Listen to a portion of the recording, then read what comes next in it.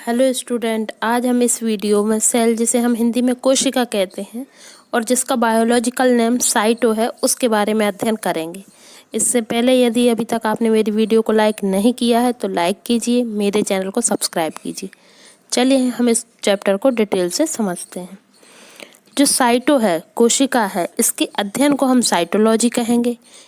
कोशिका की खोज या जनक किसकी मानी जाती है? तो रॉबर्ट हुक की। इन्होंने 1665 में पेड़ की छाल होती है ना, जिसे हम कार्क कहते हैं, उसमें से मरी हुई कोशिका का अध्ययन किया था। अब आप कहेंगे जीवित कोशिका का अध्ययन किसने किया था? तो एंटोनिवान ल्यूमेन हाक।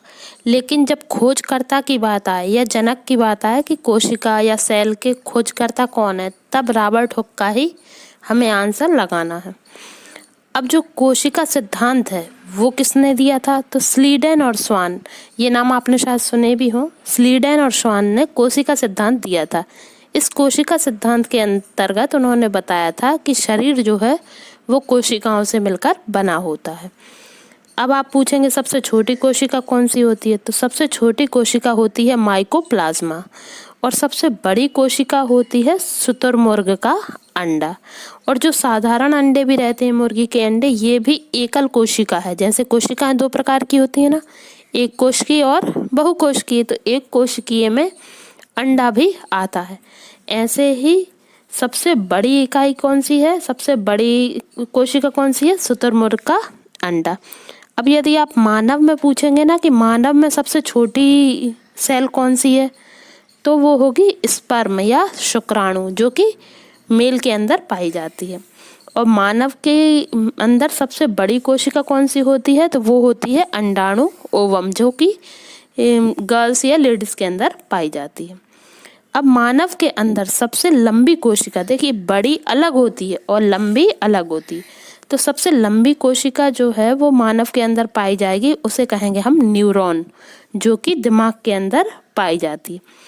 दिमाग के अंदर जो न्यूरॉन कोशिका पाई जाती है ये 90% है और 10% पाई जाती है ग्लियन कोशिका। ये ग्लियन कोशिका जो है वो ये तो डिवीज़न कर सकती है, जो ग्लियन कोशिका है, और इसी के कारण कई बार ब्रेन ट्यूमर होने की शिकायत ज़्यादा होती है। जबकि न्यूरॉन को सबसे लंबी कोशिका भी कहा जाता है और विभाजन रहित कोशिका, मतलब इसका विभाजन नहीं होता। जैसे सिर में चोट लग जाती है ना, गहरी चोट लगने पर, इसमें दिमाग अपने आप उसको ठीक नहीं कर पाता, क्योंकि जो न्यूरॉन्स हैं वो विभाजन नहीं करते, वो अपने जैसी कोशिका नहीं बनाते।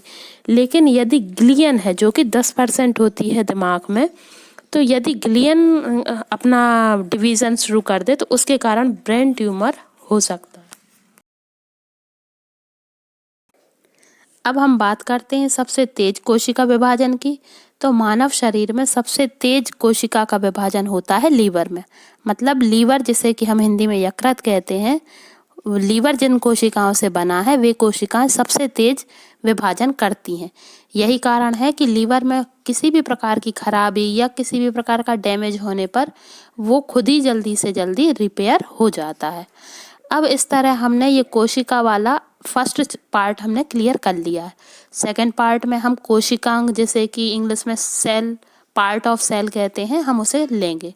तो यदि अभी तक आपने मेरी वीडियो को लाइक नहीं किया है तो लाइक कीजिए, मेरे चैनल को सब्सक्राइब कीजिए। Thanks for watching my videos.